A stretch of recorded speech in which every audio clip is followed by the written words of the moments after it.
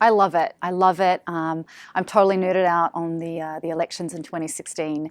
I consume news like it's going out of style, which of course it isn't. I think the GOP race is fascinating for a number of reasons. Not number one, it's huge, obviously, and we have this incredible mix of outsiders from business, from medicine, and then we have the GOP establishment candidates who, prior to some of these candidates, the outsiders coming in, think that their chances were probably going to be quite different. I am, and part of that is because I learned about the law. I learned about this constitution here as a grown-up. I learned about the Reagan administration as a child in New Zealand, and of course, the United States exports its culture, its movies, its news. So no matter what corner of the world you're in or you're from, you're exposed to the United States from a very young age. And so to then move here, go to grad school here, learn about law, policy, and the Constitution.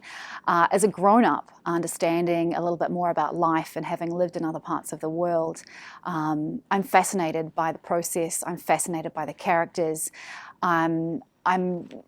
It's important to me that people understand more about the Constitution than they probably do, because it affects our lives, our everyday lives, in very meaningful ways, and in ways I think people don't think about. I don't see it that way, and I'm telling you, if we'd had a Republican president like we did in George W. Bush, who used executive power and specifically executive orders in other ways that Republicans liked, we wouldn't see them jumping up and down about it. This is the Second Amendment. Clearly, gun ownership, gun rights are things that are very important to the GOP candidates, and clearly the electorate, generally speaking. I have to say, though, that Pew Research has shown that the majority of Americans are in support of some kind of gun control. And moreover, this was an executive action, not an order. So what Obama was doing was asking his own federal agencies over which he has jurisdiction to do certain things. I do not. Number one, the Second Amendment is not absolute. We have no absolute rights in the Bill of Rights. That's very important, and there are a number of GOP candidates who know better because they are lawyers, they are constitutional experts. The second thing is what Republicans have been calling for is an enforcement of the laws that are on the books, number one, and number two, the argument being made that this is not a gun problem, this is a mental health problem. Obama's executive action addresses both of those issues. Not at all, not at all. This is Trump being Trump. We have seen that there is nobody that he will not denigrate in order to make himself more attractive as a candidate. Donald Trump doesn't know anything about the Constitution, and that's been pretty obvious. He talks about what Obama is doing is unconstitutional. The fact is that it's not. What we're seeing with Ted Cruz is the latest in a long line of, as I said, denigrations or criticisms. It was Obama in 2008 and again in 2012 where Donald Trump was at the forefront of the birther conspiracy.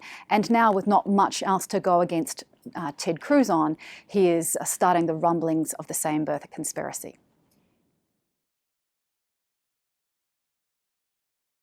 The first thing is I understand that there is fear. I understand that we have seen what happened in Paris, and we've seen what's happened with homegrown terrorists in Boston and in California, San Bernardino. It's understandable that people are afraid. I live here. I have a young child. I concern myself with going through Grand Central Station, with being near Times Square, some of the places where we all know could be potential places where terrorists might want to cause harm. But I think we have to think about who we are as Americans. And I think that Trump is playing into the fears that we have that have been shown over history to be wrong. We had Japanese in internment camps. Waves of immigrants have been sidelined and discriminated against. I think we have to think and reach down into our hearts and think about who we are as Americans and what we want to stand for. I don't think making people stay out of this country, keeping the American dream away from people on the basis of their religious belief is something that's American. I think it's un-American. Well, I think I can say that in some ways with even more authority because I chose this country. I grew up on the other side of the world. I've lived in other parts of the world. I've seen the way that government and citizens work together. I've seen differences and balances of power. I am an immigrant and I believe in the American dream, and I don't think the American dream is served by keeping people out on the basis of their religious belief.